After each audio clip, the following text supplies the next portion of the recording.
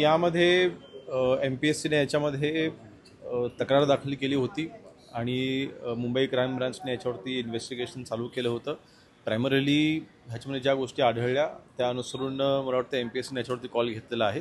ही परीक्षा जी आहे, रिझल्ट जे आहे तो रद्द करण्यात आलेला आहे. पुन्हा ही परीक्षा घेण्यात येईल. अर्थातच ह्या गोष्टी घडायला नको आहेत. ट्रान्सपरन्सी ही परीक्षामध्ये असलीच पाहिजे, त्याबद्दल अजिबात दुमतच नाही.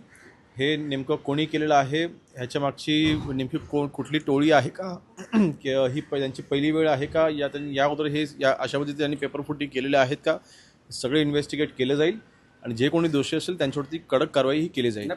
मी तेच म्हणतो, ह्यामध्ये कुठल्या उद्देशाने हे केलेलं आहे ह्याला मला वाटतं प्रामुख्याने महत्त्व नाही, परंतु ही गोष्ट पेपरफुटीला ज्यांनी तिथे सहकार्य केलेलं आहे किंवा जेव्हा इतक्या सिक्रेट्समध्ये जेव्हा परीक्षा होणं अपेक्षित असताना नेमकं सिस्टममधल्या कुठल्या व्यक्तीच्या मार्फत हा पेपर लीक करण्यात आला, का करण्यात आला हे नंतर, परंतु करण्यात आला हे पहिलं शोधणं महत्त्वाचं होतं.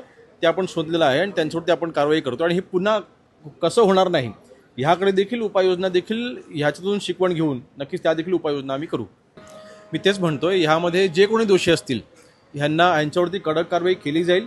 मागच्या जवळपास 1.25 वर्षापासून ह्या FDAच्या संदर्भात ही जी परीक्षा होती त्याची संपूर्ण तयारी, म्हणजे पहिली जाहिरात निघाल्यापासून ते ट्रेनिंगपासून ते अगदी इंटरव्ह्यूपर्यंत सगळं ही पूर्ण प्रोसेस झाल्याच्या नंतर आज हा प्रकार जेव्हा उघडकीस येतो, 1 वर्ष वाया गेलेलं आहे आणि हे नुकसान विद्यार्थ्यांचं नुकसान आपण आता ह्या माध्यमातून आपण टाळलेलं आहे, कारण आपण त्या परीक्षा रद्द केलेली आहे. परंतु डिपार्टमेंटमध्ये जे नुकसान होते ते वेगळं आहे, कारण आता 1 वर्ष पुन्हा करायचं, आता किती अवधी लागेल हे MPSCचे अधिकारी ते सांगू शकतील. परंतु हे नुकसान डिपार्टमेंटचे देखील आहे. आम्हाला जी भरती होणं वेळेत अपेक्षित होतं त्याचं न होता त्याला डिले होणार आहे. ज्या वेळेला आदित्यजी स्वतः मंत्री होते, स्वतः कॅबिनेट मिनिस्टर होते, घरामध्ये मुख्यमंत्री पद होतं, त्यावेळेला जर का त्यांनी हे महाराष्ट्राचे दौरे केले असते तर कदाचित ते अधिक योग्य झालं असतं. ठीक आहे, आज ते बाहेर पडलेले आहेत, आज त्यांना महाराष्ट्र पुन्हा एकदा आठवलेलं आहे. माझ्या त्यांना शुभेच्छा आहेत. एक विरोधी पक्षामधले एक प्रमुख व्यक्ती म्हणून आज ते भूमिका बजावत आहेत.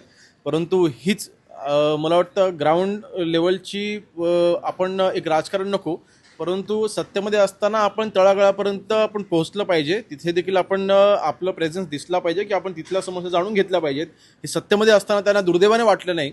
आज विरोधी पक्षामध्ये असताना आज ते काही करू शकत नाहीत, परंतु आज आम्हाला माननीय एकनाथ शिंदे साहेबांच्या आदेशाने आम्ही तळागाळापर्यंत पोहोचून समस्या जाणून घ्यायचा आम्हीही प्रयत्न करतो आणि त्याचं सोल्युशन आम्ही काढतोय.